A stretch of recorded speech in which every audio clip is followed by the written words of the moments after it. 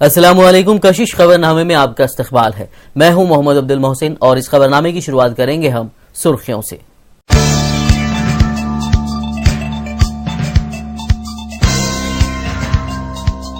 मंशूर में किए गए वादों को जरूर पूरा करेगी वाईएसआर पार्टी। आत्माकूर में अवामी जलसे से जगन का खिताब। टीडीपी सदर चंद्रबाबू नायडू पर की शदीद तनकीद।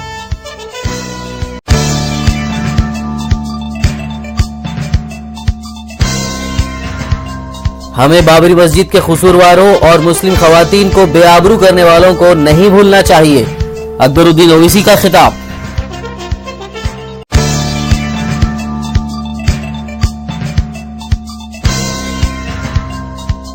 मुल्क के मफाद में मोदी और राहुल का हारना जरूरी, केजरीवाल का बयान।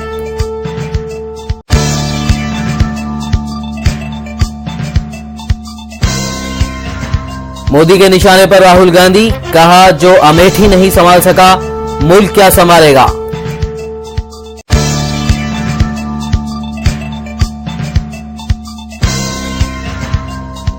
गुमशुदा तैयारी की तलाश एक इंतहाई नाजुक मोड़ में दाखिल। वजीर ट्रांसपोर्ट हुशामुद्दीन हुसैनी का बयान, की दुआओं की अपील।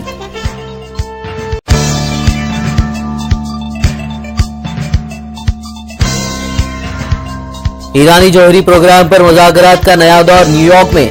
13 मई से होगा मुज़ाकरात का आगाज।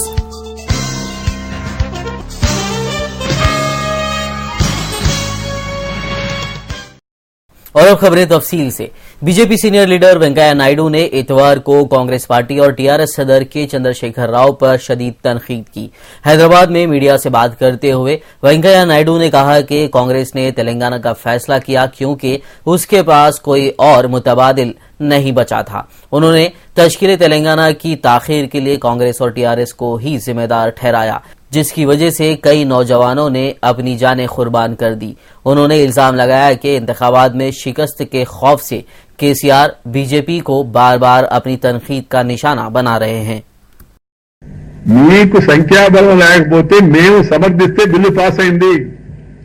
అయితే మేము భారతీయులం కాబట్టి, భారతీయ జనతా పార్టీ కాబట్టి ఈ బిల్లులో ఉండే లొసుగుల గురించి చెప్పాం. ఇప్పుడు చెప్తున్నారు టీఆర్ఎస్ వాళ్ళు, ఆ బిల్లు ఆ లొసుగుంది ఇంకా పూర్తి కాలేదైనా. మొన్నేమో పూర్తి అయిపోయిందంటే సంబరాలు జరిపితే, అంబరాన్ని అంటే సంబరాలు జరిపి అమ్మకంతా జేజేలు బలికి సకుటుంబ సపరివార సమేతంగా వెళ్లి ధన్యవాదాలు జరిపి చేసి వస్తే ఇప్పుడేమో దాంట్లో అదొకటి ఉంది, ఇదొకటి ఉందని మీరే చెప్తుంటారు. वाईएसआर पार्टी सदर वाईएस जगन मोहन रेड्डी ने अवाम को मशवरा दिया कि वो इस इलेक्शन में उसी उम्मीदवार को जिताएं जो अवाम के मसाइल को समझे और अवाम की दिल की आवाज को सुनता है। जिला नेल्लूर के आत्माकूर में अवामी जलसे से खिताब करते हुए जगन ने टीडीपी सदर चंद्रबाबू नायडू पर सख्त तनकीद की। उन्होंने कहा कि बाबू अपने झूठे वादों से अवाम को गुमराह कर रहे हैं। जगन ने इल्जाम लगाया कि हर खानदान में एक फर्द को नौकरी देने का वादा करके बाबू अवाम को धोखा दे रहे हैं। ताहम जगन ने कहा कि वो चंद्रबाबू नायडू की तरह अवाम को धोखा नहीं देंगे, बल्कि इख्तिदार में आने के बाद वो वाईएसआर पार्टी के मंशूर में किए गए वादों को जरूर पूरा करेंगे।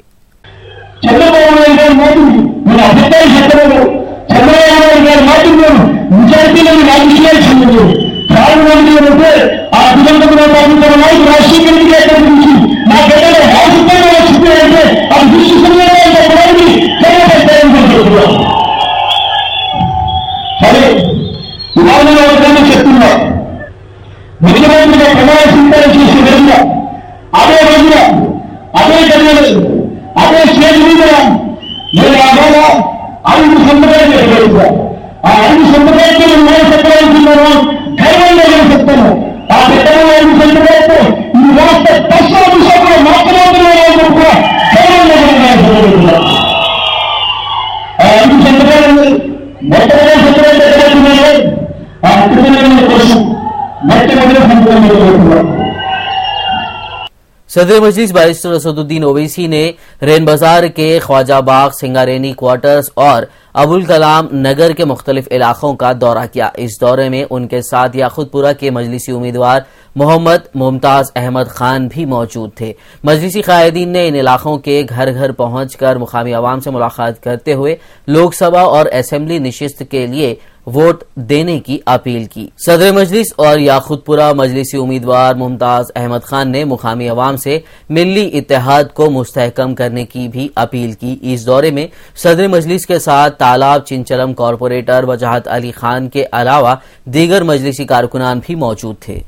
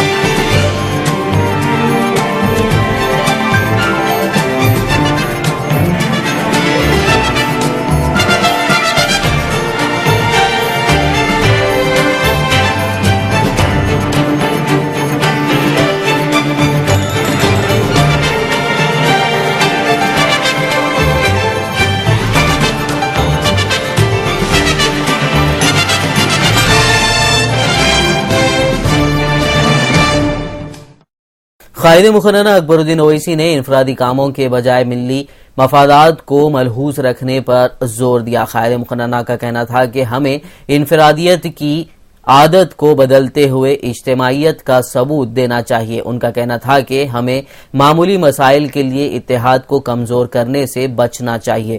कायद मुखर्ररा अकबरुद्दीन ओवैसी हल्का असेंबली नामपल्ली के इलाके मुरादनगर में मुनक्किदा इंतखाबी जलसे आम से खिताब कर रहे थे। उन्होंने कहा कि हमें बाबरी मस्जिद को शहीद करने वालों, गुजरात, मुंबई और मुजफ्फरनगर में मुसलमान खवातीन को बेआबरू करने वालों को नहीं भूलना चाहिए। कायद मुखर्ररा ने नामपल्ली के मजलिसी उम्मीदवार जाफर हुसैन मेराज को जिताने और मिली इत्तेहाद को मुस्तहकम करने पर जोर दिया। उनका कहना था कि जो लोग बीजेपी की ताईदी जमातों से टिकट लेकर नामपल्ली में इंतखाबी मुकाबले में उतरे हैं, उन्हें शिकस्त देने की जरूरत है। उन्होंने टीडीपी पर तनकीद करते हुए कहा कि चंद्रबाबू नायडू ने ऐवान असेंबली में निजाम दक्कन की तौहीन की थी। आज ऐसी जमात के उम्मीदवारों की ताईद नहीं की जाना चाहिए। जलसे से मजलिसी उम्मीदवार जाफर हुसैन मेराज, यासर अरफात व दीगर ने भी खिताब किया। और वो कौम जिसके पास लोग नहीं, वो कौम मुर्दा है। लेकिन अगर मंजिल मकसूद तक पहुंचना है, कामयाबी हासिल करना है, तो उसी को मंजिल मिलती है जो जोश के साथ होश के दामन को भी पकड़े रखता है। अगर सिर्फ जोश होगा तो मंजिल नहीं मिलेगी। यहां जोश है, लेकिन जोश को होश के दामन को भी चकरे रखना है, पकड़े रखना है। और ये भी कहूंगा कि मैं दूर से आया हूं अपना इलेक्शन छोड़ के आपसे मुखातिब करने के लिए, आपको कुछ सुनाने के लिए। आप अपनी मसरूफियात जैसे वक्त निकाल कर यहां जमा हुए हैं कुछ सुनने के लिए, तो बराए मेहरबानी के सामने के लोग हर छोटी मोटी बात से नारेबाजी ना करें। मैं जो सुनाने आया हूं मुझे सुनाने दीजिए, और वहां से लोग सुनने आए हैं उनको सुनने दीजिए। हमारी आम का यह आलम है कि हमें 16 बॉटल की तरह है। माफ करना, बड़ी ही मौजूद के साथ कहूंगा कि 16 बॉटल को हिला के खोलो तो कष्ट निकलता है, फिर चंद ही सेकंड में खुद भी हो जाता है। तो ऐसे जोश किए हुए नहीं है। नहीं ऐसे जोश को पैदा करने वालों का नाम पहले से नहीं है। हम जोश के साथ भोजपुरी का भी मजाना होते हैं और आज जब इंतखाबात है और इस इंतखाबात में कई जमातें आपके दरमियान में है। बात पुराने चेहरे हैं, बात नए चेहरे हैं। कोई बेटी वक्त है तो कोई कई मरतबा इस मैदान में रह चुका है। कोई नई जमातें हैं तो कोई पुरानी जमातें हैं। कोई नई चेहरे पुराने चेहरे, बहरहाल मुख्तलिफ जमातों के नुमाइंदे आज उम्मीदवार बनकर आपके दरमियान में है और आवाम 5 वर्ष में एक मरतबा अपने पसंद के उम्मीदवार का इंतखाब करती है।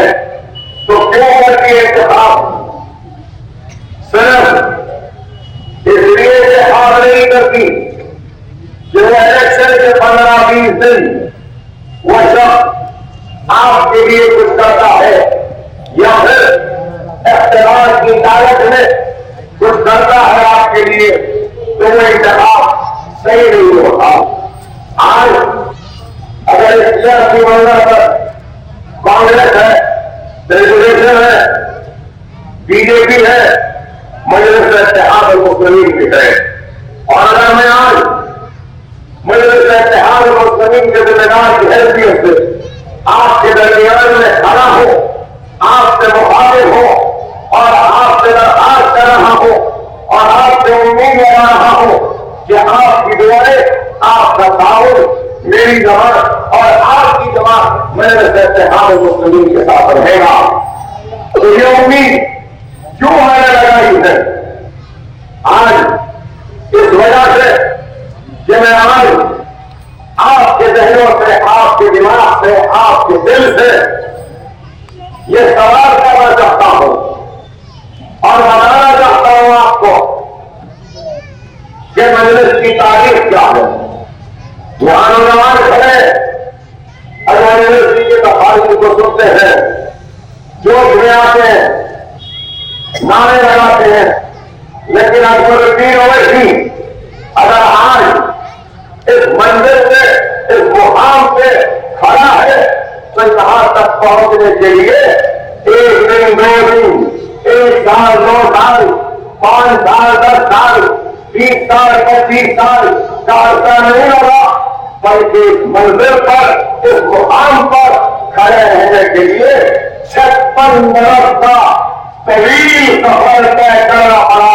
जो मुसीबतों से घिरा था, जो मसाइल से घिरा था, जो जेलों के साथ था, पुलिस की लाठियों के साथ था, मुसीबतों और कुर्बानियों के बाद आज ये मुकाम हासिल हुआ। मेरी मुराद मजलिस की तारीख से है।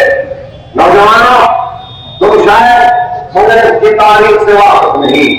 अरे ये जमात उस वक्त अपने कारवां को फिर से टूटे हुए, पिछड़े हुए और मुंतशिर कारवां को एक जगह जमा करने की कोशिश का आगाज किया था। तो उस वक्त मजलिस के पास अपना दफ्तर तक नहीं था, मजलिस के पास कुछ भी नहीं था। मजलिस को छोड़ो, उस वक्त हमारी लहराती हुई जेबियां उजड़ चुकी थी। कायद मुखर्ररा अकबरुद्दीन ओवैसी ने हल्का असेंबली नामपल्ली के मजलिसी उम्मीदवार जाफर हुसैन मेराज की ताईद में रोड शो का एहतमाम किया। कायद मुखर्ररा का ये रोड शो दारुसलाम से शुरू हुआ। कायद मुखर्ररा की क़ियादत में ये रोड शो दारुसलाम से होते हुए नामपल्ली, एक मीनार मस्जिद, मल्लेपल्ली चौराहा, नोबल टाकिस चौराहा, फसलान सर, अहमदनगर, सैयदनगर और दीगर इलाकों में मुनक़िद था। कायद मुखर्ररा एक ट्रॉली में सवार थे। मजलिसी उम्मीदवार जाफर हुसैन मेराज ने भी अवाम से मजलिस की ताईद में वोट देने की अपील की। रैली में शरीक मजलिसी कारकुनान मजलिस की ताईद में वोट दो के नारे लगा रहे थे। इस रोड शो में मेयर बल्दिया अजीमतर हैदराबाद मोहम्मद माजिद हुसैन, मजलिसी सरगर्म कारकुन यासर अरफात व दीगर मजलिसी कॉरपोरेटर्स व कारकुनान भी मौजूद थे। इस मौके पर मजलिसी सरगर्म कारकुनान जफर खान, कलीम और महमूद ने कायदे मुखन्ना की सेहत के लिए बतौर नजराना बकरा पेश किया। मल्लेपल्ली कॉरपोरेटर मोहम्मद गौस पाशा और मोहम्मद यासीन ने कायदे मुखन्ना की गुलपोशी की।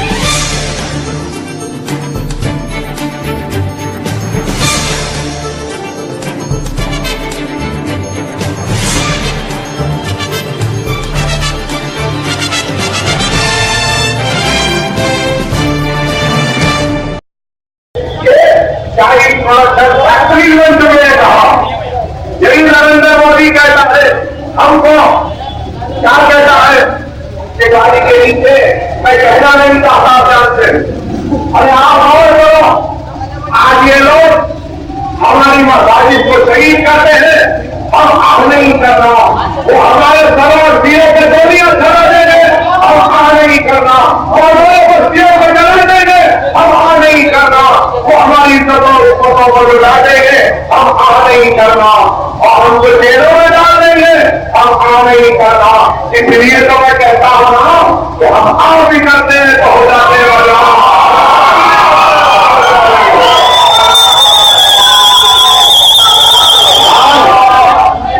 अब वो लोग भीड़ कहने वाले न होता है, तकरीर कहने वाला मैं तुमसे पूछना चाहता हूं, बाबरी मस्जिद की शहादत क्या है? एहतराम नहीं था क्या? नफरतंगेज एहतराम नहीं था क्या? इज्जत-ए-इस्मत जुर्माना क्या नफरतंगेज एहतराम नहीं क्या? बस्तियों को जलाना नफरतंगेज एहतराम नहीं? आप बोलते हैं तो नफरतंगेज तकरीर, और हमको देख वो कहते हैं तो कुछ नहीं, बोलने से ज्यादा करने वाला मुस्लिम होता है। बाबरी मस्जिद को शहीद करे, एक को भी सजा दिए, मुंबई का सितारा सिर्फ करना, सिर्फ सितारा भड़काए, क्या हाथ सजा दिए? अगर भाई ठाकरे के मरने के बाद सरकार की एलानात में आखिरी रस्मा, अब ये बातें बोलते हैं तो इनको बुरे दिखते हैं। अरे आज मैं ये कहना चाहता हूं कि जो लोग समझते थे कि हिंदुस्तान में वो सुनाते रहेंगे और उनको सुनते रहना है, नहीं बाबा, वो दौड़ गया। सखाए नबी करीम सल्लल्लाहु अलैहि वसल्लम का और अल्लाह की दुआएं, बुजुर्गों की दुआएं, खवातीन माँ और बहनों की दुआएं, नौजवानों की दुआएं कि अल्लाह सुब्हानहू व तआला ने इस गुनहगार को इतने शदीद हमले के बाद, इतने ज्यादा जख्मों के बाद भी हयात दी, हयात बख्शी। ये सब आप तमाम के दुआओं का नतीजा है कि अल्लाह ने उन दुआओं को कबूल किया और मुझे गुनहगार को हयात दी कि मैं आपके सामने आज जिंदा हूँ, आपसे मुखातिब हो। आप ही की दुआएं थी कि मेरे मासूम बच्चे यतीम होने से बच गए, मेरे माँ की कोख उजड़ने से बच गई, मेरे भाइयों के खानों पर मेरी मैयत आने से रुक गई। ये सब आपकी, आप तमाम की दुआओं का नतीजा है। और अकबरुद्दीन ओवैसी का रोआ रोआ, एक एक सांस, एक एक लम्हा जो मैं जीता हूँ, वो सब घर का नौजवान अकबर ओवैसी बन जाएगा और बता देगा कि हमारी ताकत क्या है। याद रखो, वो चाहते हैं कि मुझको जेल में डालकर आपको डराएं। क्या मेरे जेल में जाने से आप डर जाएंगे? मेरे जेल में जाते इनसे मुकाबले के लिए निकल जाओ। अरे आज हेट स्पीच पर अकबर ओवैसी को गिरफ्तार करते हो, हेट स्पीच पे परवन तोगाड़िया को पकड़े आज तक, ठाकरे के खानदान को पकड़े, क्या विश्व हिंदू परिषद वालों को पकड़े, मगर अकबर ओवैसी को पकड़े। क्या फिर पकड़ने देंगे? क्या फिर नहीं जाने देंगे? वक्त ही बताएगा। अब कौन पकड़ता है हम भी देख लेंगे। हल्के असेंबली चारमीनार के मजलिसी उम्मीदवार सैयद अहमद पाशा खादरी ने हुसैनी आलम के जलाल कूचे के मुख्तलिफ इलाकों का पैदल दौरा किया। उन्होंने आवाम से फर्दन फर्दन मुलाकात करते हुए मजलिस के निशान को वोट देने की अपील की। दौरे में सैयद अहमद पाशा खादरी के साथ हुसैनी आलम कॉरपोरेटर व साबिक मेयर मीर जुल्फिकार अली, मजलिसी सरगर्म कारकुन मोहम्मद मुस्तफ़ा अली मुजफ्फर, महमूद खादरी, यूसुफुद्दीन सिद्दीकी के अलावा मोहम्मद इरफान व दीगर मौजूद थे। हल्के असेंबली बहादुरपुरा के मजलिसी उम्मीदवार मोहम्मद मुअज्जम खान ने हमालवाड़ी, पानी की टैंकी, अलियाबाद और चिराग अली के मुख्तलिफ इलाकों का दौरा किया। मोहम्मद मुअज्जम खान ने मुकामी आवाम से मजलिस को मुस्तहकम करने की दरख्वास्त की। उन्होंने कहा कि मुसलमानों को उन ताकतों से चौकस रहना चाहिए जो मुख्तलिफ बहानों से मुसलमानों के इत्तेहाद को नुकसान पहुंचाना चाहते हैं। मुकामी आवाम ने मोहम्मद मुअज्जम खान और रमनसपुरा कॉरपोरेटर मोहम्मद मुबीन की गुलपोशी की। इस मौके पर दीगर मजलिसी कारकुनान भी मौजूद थे।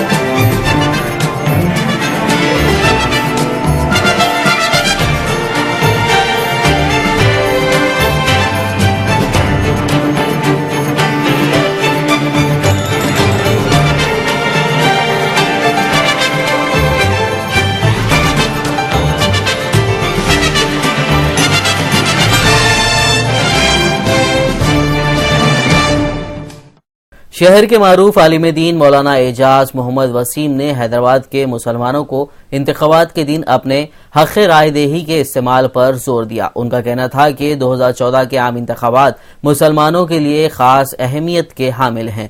फिरका परस्त ताकतों को इख्तिदार से दूर रखने के लिए मुसलमानों का वोट सेक्युलर जमातों की ताईद में डाला जाना चाहिए। उन्होंने मजलिस इत्तेहादुल मुस्लिमीन की तारीफ करते हुए कहा कि मुल्क भर में बस यही जमात है जो मुसलमानों की नुमाइंदगी करती है। ये बड़ा अहम इलेक्शन है। तमाम के तमाम अपनी पूरी ताकत झोंक चुके हैं और वो चाह रहे हैं कि इस दफ़ा हिंदुस्तान में फिरका परस्त ताकतें हुकूमत में आए। इसलिए मुसलमानों के लिए ये इलेक्शन, पार्लियामेंट्री इलेक्शन बड़ा अहम है। ख़ास तौर से हैदराबाद और तेलंगाना में सवाल यह है कि वोट किसको डालें। हैदराबाद की मुस्लिम जमात ऑल इंडिया मजलिस इत्तेहादुल मुस्लिमीन, जो मुसलमानों की खिदमत का एक लंबा रिकॉर्ड रखती है, मिल्ली मसाइल में पेश रहती है, जिसका वजूद, जिसकी मौजूदगी मुसलमानों के लिए बास हिम्मत, इस जमात के कायद जनाब असदुद्दीन अवैसी साहब इस वक्त पार्लियामेंट में पूरे हिंदुस्तानी मुसलमानों की मिल्ली मसाइल के मामले में नुमाइंदगी करते हैं और बहुत उम्दा बेहतरीन नुमाइंदगी करते हैं। आंध्र प्रदेश के असम्बली के कायदे इख्तिलाफ अकबरुद्दीन अवैसी साहब की वो तकारीर ऐवान के दर दीवार गवाही देंगे कि पूरा ऐवान पर रोब छा जाता है और जब वो बोलते हैं तो मुस्लिम मसाइल को बेबाक अंदाज में लोगों के सामने पेश करते हैं। निचली सतह पर भी हर तरह के मसाइल मुसलमानों के हल होते रहते हैं। ऐसे मौके पर जबकि MIM का एक अच्छा रिकॉर्ड है, ऐसे मौके पर MIM के कायदीन के हाथ को मजबूत करना चाहिए और ज़्यादा से ज़्यादा MLAs को असेंबली में पहुंचाना चाहिए और असदुद्दीन अवैसी साहब को भारी अक्सरियत के साथ पार्लियामेंट में पहुंचाना चाहिए ताकि वो मजीद हिम्मत के साथ फिरका परस्त ताकतों का मुकाबला करें, पार्लियामेंट में भी और असेंबली में भी। ये चंद बातें हैं, आप गौर करें और जवान क़यादत की ज़रूरत है, वो मजलिस इत्तेहादुल मुस्लिमीन के पास है। तो हमारी अपील है तमाम राय दहिंदों से, ख़ास तौर से मुस्लिम राय दहिंदों से, कि वोट ज़रूर डालें और अपना वोट MIM के हक़ में इस्तेमाल करें। वाखिर दावाना अल्हम्दुलिल्लाह रब्बिल आलमीन।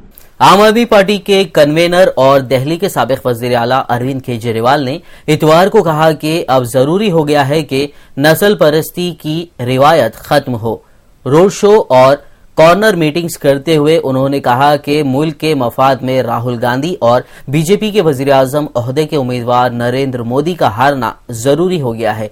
केजरीवाल ने कहा कि जज्बाती रिश्ते के नाम पर गांधी खानदान ने अमेठी के लोगों से वोट लिया है, लेकिन यहां की तरक्की के बारे में नहीं सोचा गया। 10 साल में मनमोहन हुकूमत ने 2G, 3G और कोयला घोटाला के लिए और बिहार में चारा खाने वाले से हाथ मिलाया। केजरीवाल ने इल्जाम लगाया है कि लोग गुजरात की तरक्की के मॉडल की बात करते हैं, मगर अमेठी और गुजरात में कहीं तरक्की नजर नहीं आती है। अपनी पार्टी के उम्मीदवार कुमार विश्वास की हिमायत में अमेठी पहुंचे केजरीवाल ने कहा कि अमेठी से राहुल और काशी से मोदी इलेक्शन हार रहे हैं। उन्होंने इल्जाम लगाया कि अमेठी में हर तरफ बदउनवानी है। आम आदमी पार्टी के कन्वेनर ने कहा कि दिल्ली में हमारी हुकूमत ठीक तरह से चल रही थी, लेकिन बीजेपी और कांग्रेस ने उसे चलने नहीं दिया। इस बार इनको हरा के देखो कितना मजा आएगा। इस बार जिस दिन राहुल गांधी जी हारेंगे, कल्पना करके देखो 16 मई का दिन है, टीवी के सामने आप बैठे हो और नतीजा आया राहुल गांधी जी 2 लाख वोट से हार गए। दोस्तों 17 मई को कांग्रेस के टुकड़े टुकड़े हो जाएंगे, कांग्रेस इस देश से खत्म हो जाएगी।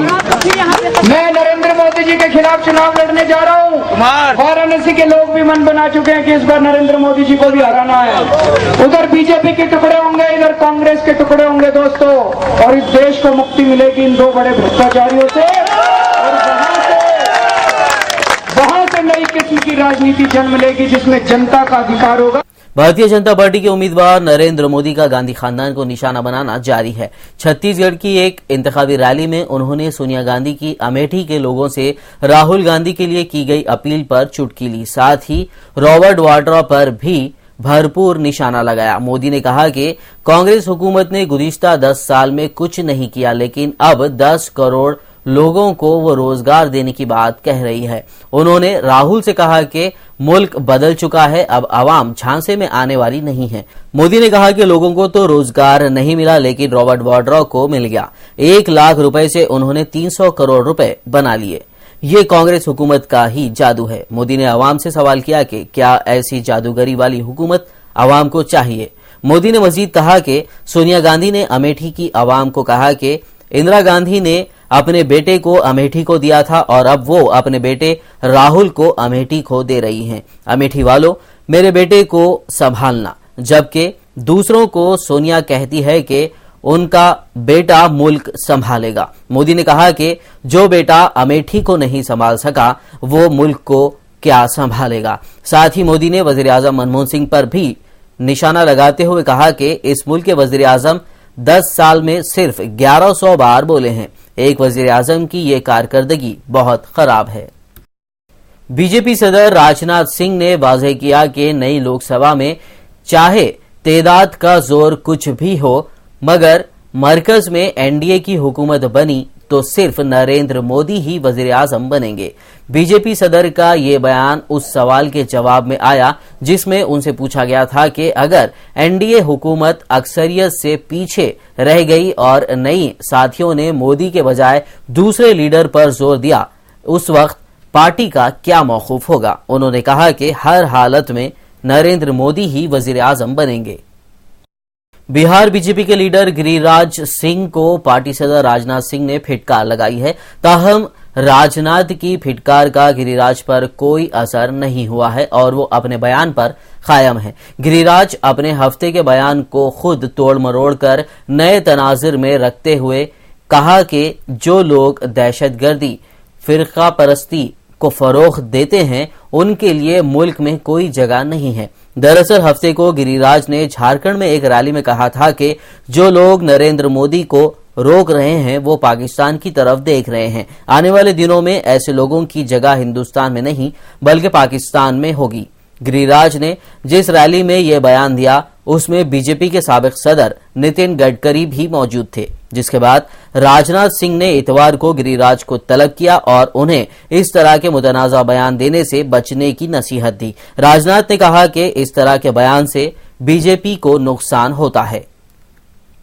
मलेशिया के हुकाम ने कहा कि गुमशुदा तैयारे की तलाश एक इंतहाई नाजुक मोड़ में दाखिल हो गई है। वजीर ट्रांसपोर्ट हुशामुद्दीन हुसैनी के मुताबिक अगर अगले चंद दिनों में तैयारे का कुछ पता ना चल सका तो इस हवाले से अगली मंसूबाबंदी तैयार करने में शदीद मुश्किलात का सामना करना पड़ सकता है। इस मौके पर उन्होंने आवाम से दुआ करने की अपील की। हुसैनी ने मजीद कहा कि बेशक अभी तक तमाम तर कोशिशें ला हासिल रही हैं, लेकिन तलाश का काम जारी रखा जाएगा। मलेशियन एयरलाइंस का तैयारा 8 मार्च से लापता है। कुआलालंपुर से बीजिंग जाने वाली इस परवाज में 239 अफराद सवार थे। ईरान के मुतनाज़ा जौहरी प्रोग्राम पर तेहरान हुकूमत और आलमी ताकतों के दरमियान मज़ाकरात का अगला दौर न्यूयॉर्क में होगा। इत्तलात के मुताबिक बातचीत के लिए 5 से लेकर 9 मई की तारीख तय की गई है। इस दौरान फरीकीन के दरमियान ईरानी जौहरी प्रोग्राम के तकनीकी पहलुओं पर बहस की जाएगी। ईरान के नायब वजीर खारजा अब्बास इराक्ची के मुताबिक ईरानी वफद की क़यादत हमीद बईद निजाद ही करेंगे।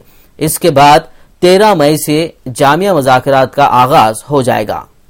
सऊदी अरब में ट्रैफिक के मामलात की निगरानी करने वाले इदारे ने 28 साला शहरी को 900 रियाल जुर्माना करते हुए उसकी गाड़ी को बंद कर दिया है। उस शहरी का जुर्म यह था कि उसने अपनी होंडा गाड़ी अपनी अहलिया को चलाने की इजाजत दे दी थी। गश्त पर मामूर सिक्योरिटी एहलकारों ने खातून ड्राइवर को शबीली जिले में जुमेरात की शाम गिरफ्तार किया था। ज़राए के मुताबिक गैर कानूनी तौर पर गाड़ी चलाने वाली 23 साला खातून को भी अपने शौहर की गाड़ी चलाने पर सजा सुनाई गई है। इस खातून पर इल्जाम है कि उसने बगैर लाइसेंस के गाड़ी चलाई थी। ज़राए के मुताबिक दोनों मियाँ बीवी को मुताल्लिका हुकाम को ये यकीन दहानी कराना होगी कि वो आइंदा ऐसा जुर्म नहीं करेंगे। दोनों को अदालत ने जमानत पर रिहा कर दिया है। नाज़रीन, आखिर में एक और नजर सुर्खियों पर।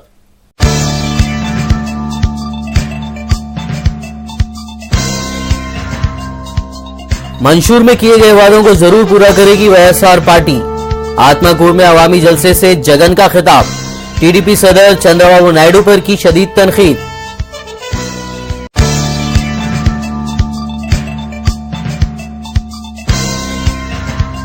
हमें बाबरी मस्जिद के कसूरवारों और मुस्लिम खवातीन को बेआबरू करने वालों को नहीं भूलना चाहिए, अकबरुद्दीन ओवैसी का खिताब।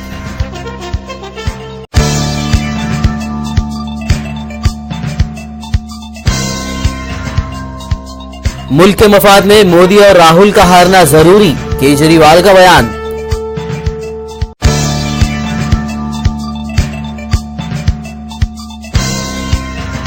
मोदी के निशाने पर राहुल गांधी, कहा जो अमेठी नहीं संभाल सका मुल्क क्या संभालेगा।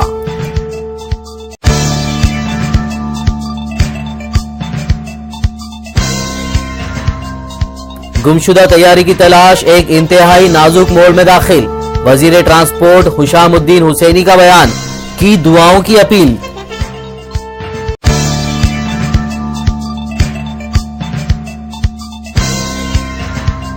ईरानी जौहरी प्रोग्राम पर मुज़ाकरात का नया दौर न्यूयॉर्क में, 13 मई से होगा मुज़ाकरात का आगाज।